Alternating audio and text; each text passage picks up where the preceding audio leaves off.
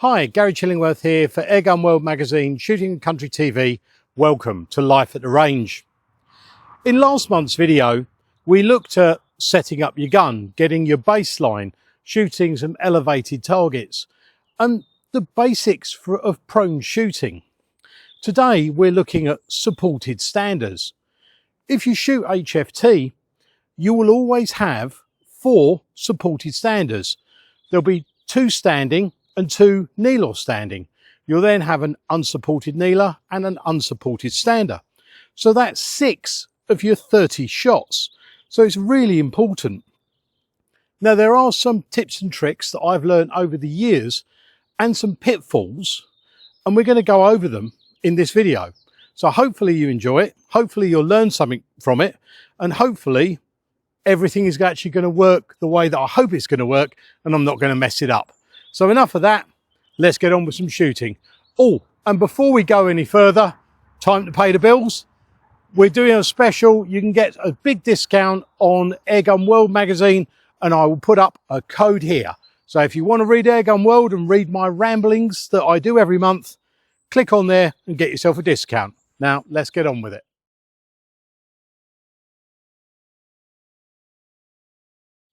Okay, so before we take our first shot, we need to align ourselves to the target. Now, as we all know, the unsupported stander is one of the hardest shots to take in competition. And if I was shooting the target straight in front of me, I would stand square on with my right foot slightly in front. I'd bring the rifle up and I would adjust my body until I'm on target. Do the same with a freestander. Get your position, adjust so you're on target, put your hand forward so you're now aligned with the target, check through your scope, and then adjust your body. There you go, I'm now bang on. What you don't want to be doing is setting up there and then twisting, because your body naturally wants to go back to that position. You want to align your body with the target, so that way if you're relaxed and you come off, when you go back on the scope, you're pretty much looking at the target. Your leg position is your leg position. But the main advantage with standers is when you've got a tree, you've got a root system. I'll show a picture here. And if you're kneeling down, you might be kneeling on one of those roots, trying to get yourself comfortable.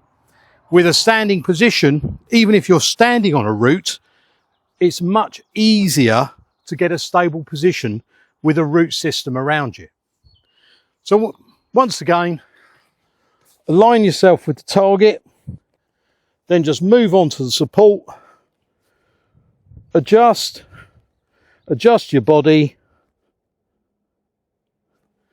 relax, come back on, and if you're pointing at the target, you're pretty much well set up. So when you're shooting in a competition, your supported standers will often be a tree. It could be something like this nice silver birch, or it could be a big bale of hay, or it could be a post in the ground. It could be any of these things. The whole tree will be the support, and you can do whatever you want. If you can find somewhere to rest your hamster in the V, you can do that. The only rule is your trigger finger must be behind the firing line, and the support will usually be identified with a sign saying supported stand or kneel or supported stand only, and there will be no peg. Now, the rules are for a supported stander, if it's a 25mm, can only go out to 30 yards. If it's a supported stand or kneel, that will be a 35mm, and that can go out to 40 yards. There's usually 1 or 2 of those on any particular course, and the longer ones can be a bit tricky. So we've got a target set out down there. It's made out of card. As you can see, there's a black line on the side, and there is a horizontal line in the middle, and that is what we're aiming at. And I think I know what's going to happen. And if you've watched my videos in the past, you also know what is going to happen.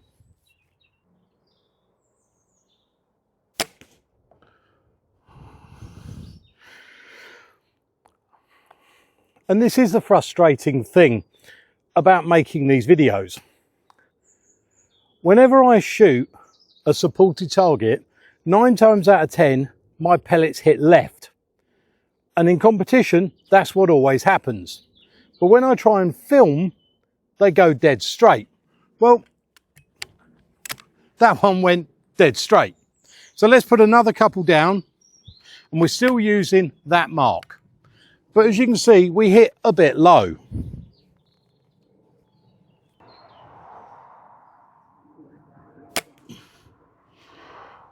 Okay, that is more like what I was expecting to happen. Maybe I had a little wobble to the right, but I thought I was on there, on the first one that is.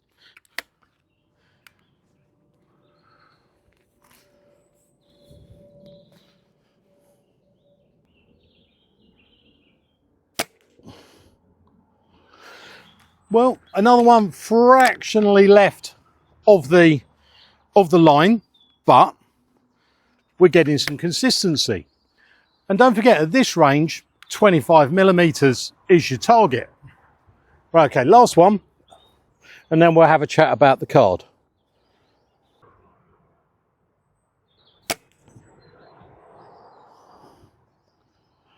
I've got absolutely no idea where that one went, but I wasn't very stable. So we'll put one more down. And the question that some of you might be thinking is, if I wasn't stable, why did I pull the trigger? We'll answer that in a minute when we get the card. Okay, hopefully last shot.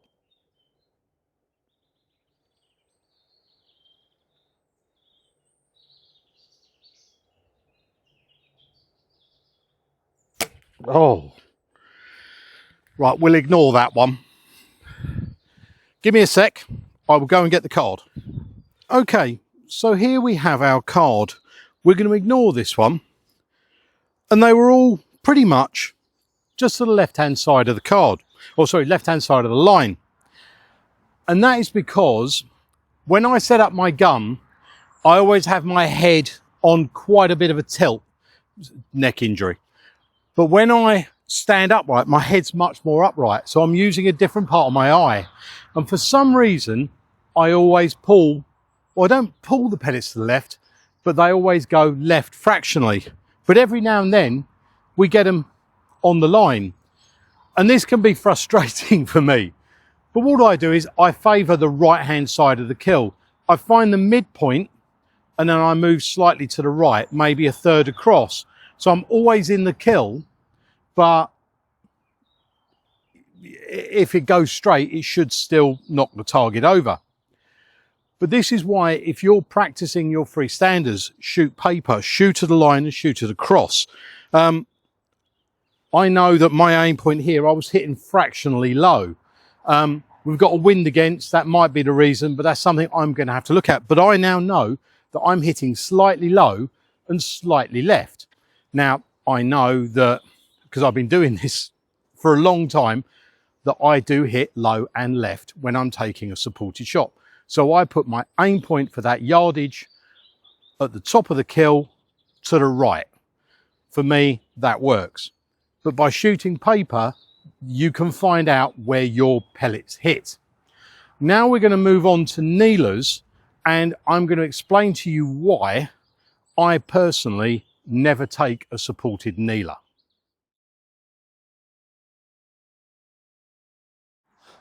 Okay, so a supported kneeler, we've got two types. You've got your beanbag to protect your leg. You can see I don't do these very often. So get your knee down. And as you can see, I'm struggling here because I've got roots all over the place. I can then place my arm along the top of my leg and I can get into a nice firing position. But again, like the standard, don't be tempted to start twisting to get yourself in position. If you're wrong, like I am currently, move your beanbag.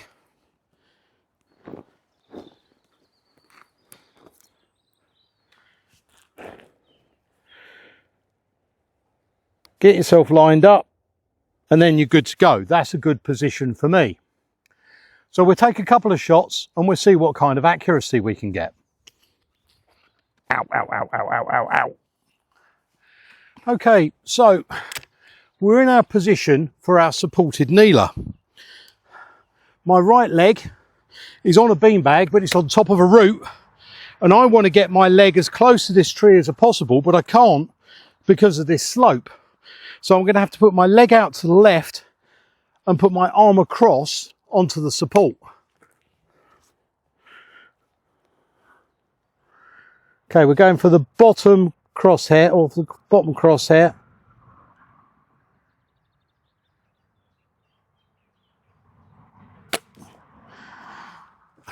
I can already feel that I am way more unstable like this than I am with the stander.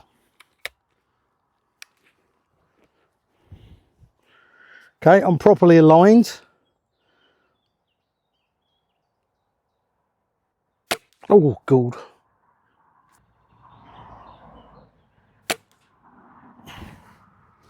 Okay, we'll go and get the cards and we'll have a little chat about it. Oh, this is where the phrase tree hugging comes from. Oh. Well, as you can see, all of our shots were consistently on the left-hand side, but we've got a lot of up and down. Now, this could be a couple of things. Number one, I don't practice my kneelers anywhere near as much as I practice my standards, because I know that I can't get the stability with the kneelers. So it could be a self-fulfilling prophecy. If I don't practice them, I won't get any better. But I know, because I've had injuries to my legs and things like that, that that's not the right shot for me. But a lot of people I know ignore the kneel or stand because you can get such a better stance, stability. You know, when you're leaning into the tree, you've got all your weight leaning in and you're creating a triangle between the rifle. You've got a triangle from the rifle here across your chest and down your arm. And triangles, if you know your Egyptian mythology, give you a lot of power. But I'm not saying that everybody should do standers instead of kneelers. What you've got to do is find what works for you, what is right for you. But now we're going to talk about the reverse kneeler.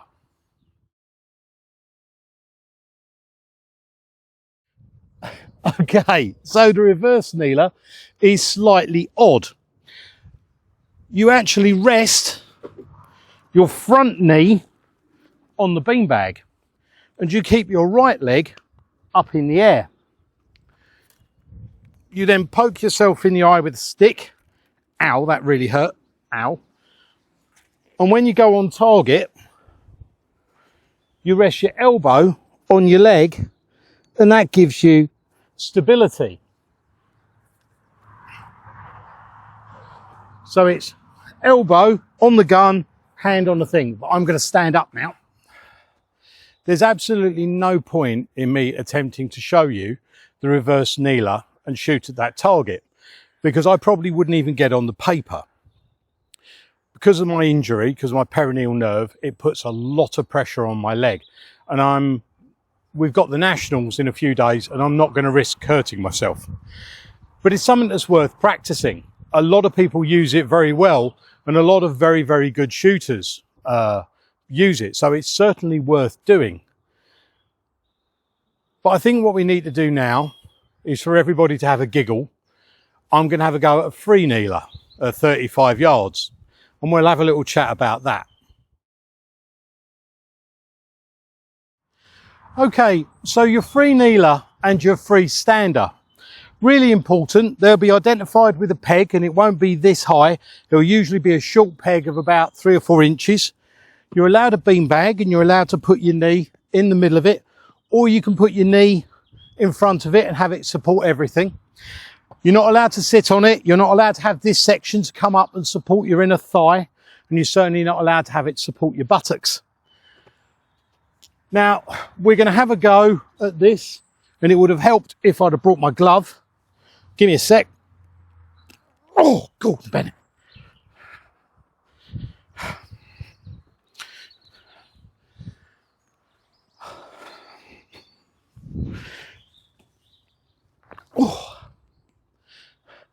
And again, this is all about alignment. We've got our target out at 35 yards and we're going to be going for the middle red ring, and we want to try and get everything within the red. Now your other rules is your hand must be forward of the knee or your wrist, so that if you drop your hand down, it's not gripping the top of your knee. Trust me, this won't go well.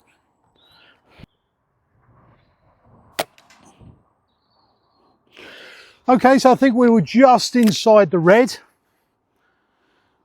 And for me, supported kneelers, I can't hold the rifle steady in the kill.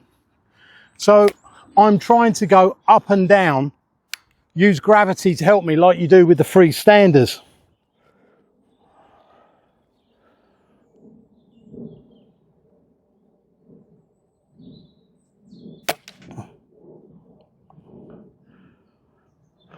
I didn't see where that one hit. I'm guessing it was probably a miss. Trying to hold some breath in your body to make your body rigid certainly helps. I was wobbling about there, so come off, breathe again, and then go back.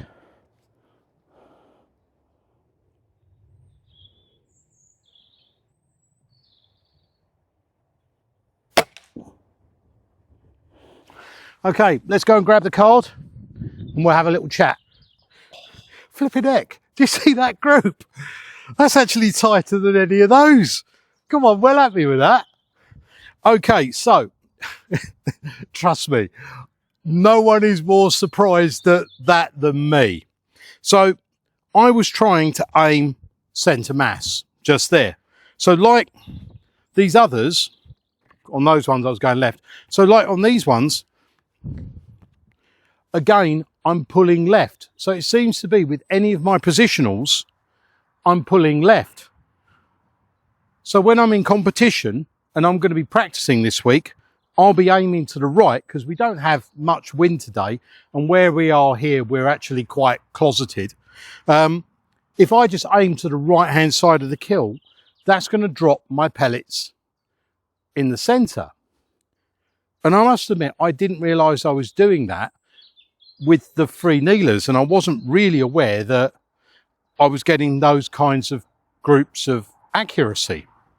So I'm actually really happy about this. So making this video today has actually helped me. But this is why it's so important to shoot paper. Paper shows you what you are doing. Shooting targets, it's lovely to see them fall over, but it doesn't give you a record of what's going on. And this proves my point that I've been practicing my free kneelers on a knock-down target. And I was getting a few and I was missing quite a few, but this is showing me that I'm pulling more left than I thought I was. So I just need to adjust, and hopefully things will start to get better with my free kneelers and my supported standers. I hope this has helped you today. I hope it's made sense. And I'm trying to keep these videos shorter so that I'm not bamboozling you with too much information. Let me know what you want to see. Let me know what you want to look at, and we'll do it. Our next video in a couple of weeks is back to basics with day state.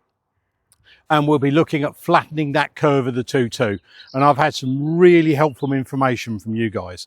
And this is what this is all about.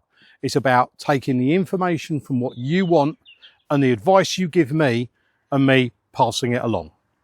Take care of yourselves, take care of each other, and we'll see you on the range again very, very soon. Ta-da!